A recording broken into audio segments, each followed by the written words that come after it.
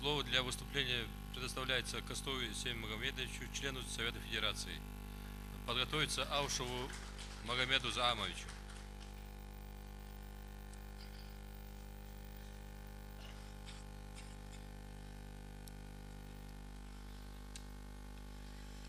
Уважаемые делегаты, гости и приглашенные, из рассматриваемых сегодня нами здесь важнейших вопросов особую актуальность и болезненную реакцию, на мой взгляд, вызывает вопрос о местном самоуправлении.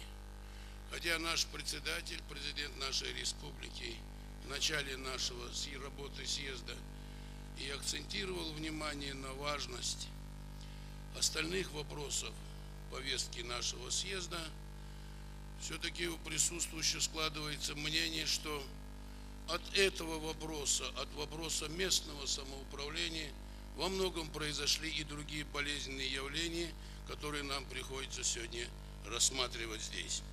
Многие считают, что вопрос о местном самоуправлении имеет для нашего народа судьбоносное значение. Дело в том, что в отличие от всех остальных субъектов Российской Федерации, только наша республика не имеет закрепленных в установленном порядке своей территории и административных границ. Раздел Конституции нашей республики, определяющий административно-территориальное устройство республики, констатирует лишь то, что республика состоит из районов и городов районного и республиканского значения. Читаешь эту статью Конституции и невольно вспоминаешь известную песню советских времен: «Наш адрес не дом и не улица, наш адрес Советский Союз».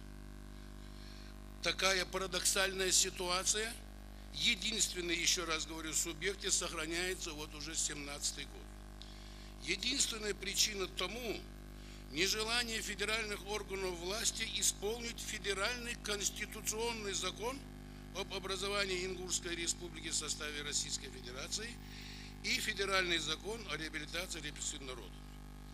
Оба эти закона обязывали правительство РСФСР в срок до конца 1993 года определить границы вновь образованной республики.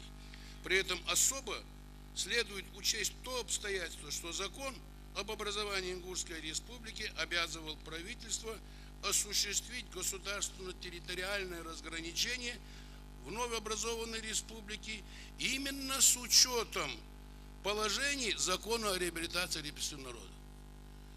Я не хочу задерживать ваше время, все документы у меня по этому поводу собраны, подобраны, я их оставлю президиуму. Правительством Российской Федерации во исполнение этих законов создавались государственные комиссии, которые, не приступая к работе, самораспускались. Упорное нежелание правительства заниматься вопросами территориального разграничения, отказ Государственной комиссии от проведения согласительных процедур и других организационных вопросов, направленных на исполнение указанных законов, привели к кровавому вооруженному межэтническому конфликту в Северной Осетии осени 1992 года. Этот конфликт на долгие годы заложил атмосферу недоверия и вражды между двумя соседними народами. По существу, эти долгожданные нашим народом законы обернулись для нашего народа трагедией, сопоставимой по своим последствиям со сталинской депортацией 1944 года. Вот в такой ситуации вместо разработки каких-то мер для разрешения накопившихся здесь проблем Государственной Думой в экстренном порядке принимается федеральный закон о мерах по организации местного самоуправления в Республике Ингушетия и Чеченской Республике, во исполнении которого подготовлен и рассматриваемый нами сегодня закон о межмуниципальных образованиях Ингушской Республики. По моему убеждению, принятый Государственной Думой закон входит в противоречие с законом 131 об общих принципах организации местного самоуправления Российской Федерации и рядом положений Конституции России. Более того, принят он был с нарушением регламента и порядка принятия федеральных законов. По существу он был скомпонован на базе разработанного еще в 2006 году закона о местном самоуправлении в Чеченской Республике без предварительного рассмотрения в парламенте Республики Ингушетия. В связи с этими коллизиями правового характера я предпринимал все возможные в моем положении меры по недопущению принятия этого закона до определения границ нашей республики. По моим обращениям на имя Грызлова, Миронова, перед третьим чтением закон даже был снят с намеченного рассмотрения.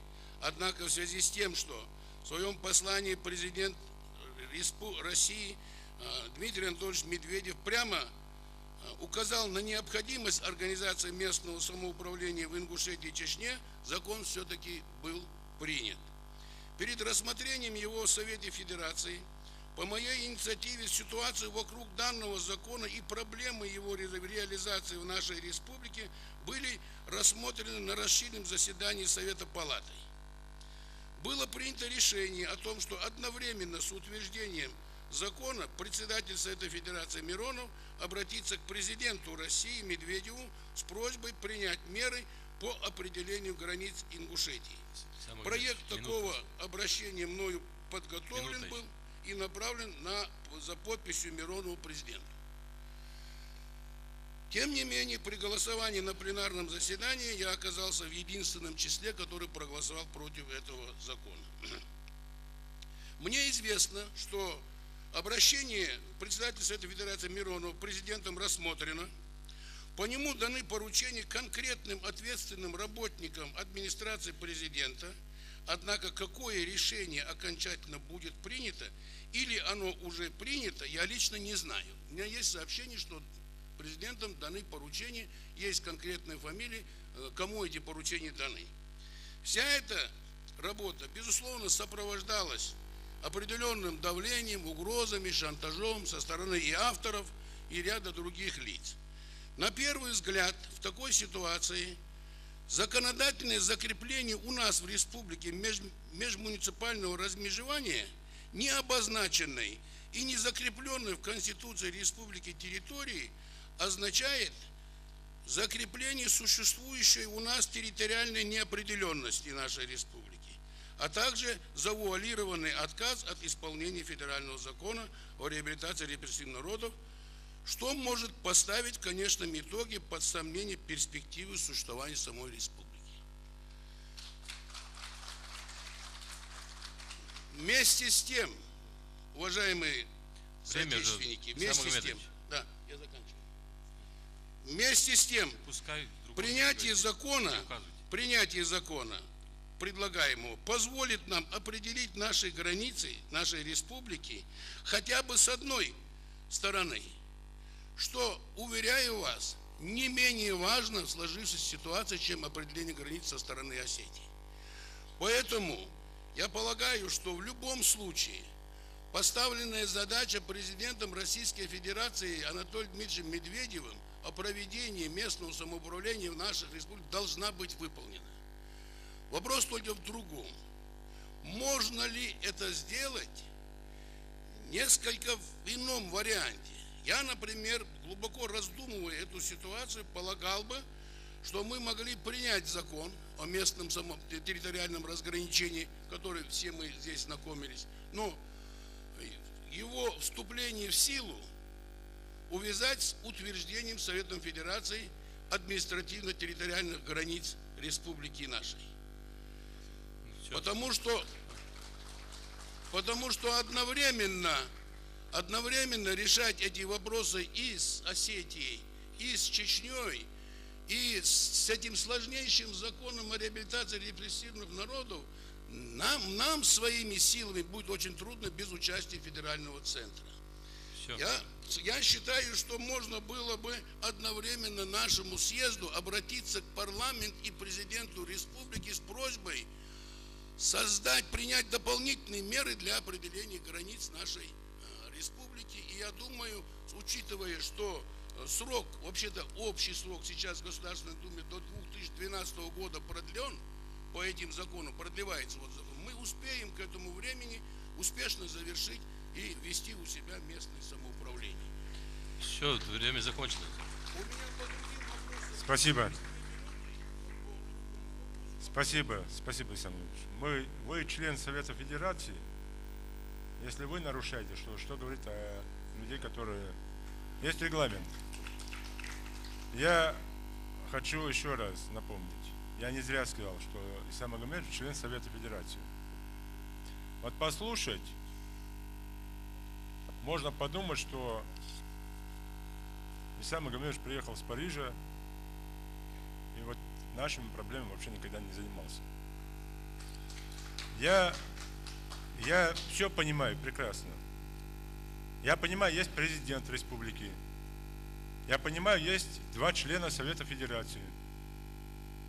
Я почему это говорю? Мне отец учил в глаза говорить все, что думаю, если я считаю, что это правильно. Я понимаю, что есть представитель Госдумы, депутат Госдумы наш. И если эти 3 человека не согласны с позицией президента, они должны что сделать? Уйти.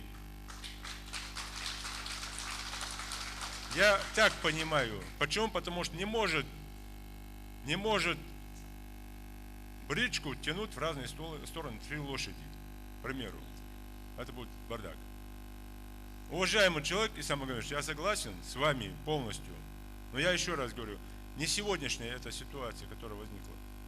И когда вы, являясь юристом высшей точки зрения, понимающий вопрос, и сегодня говорите о том, что нельзя принимать закон или какие-то условия ставить Совету Федерации России, вы там находитесь, вы так решаете там вопросы, вы там и есть представитель народа в Совете Федерации. А вы сегодня нам задачи ставите. Это первое.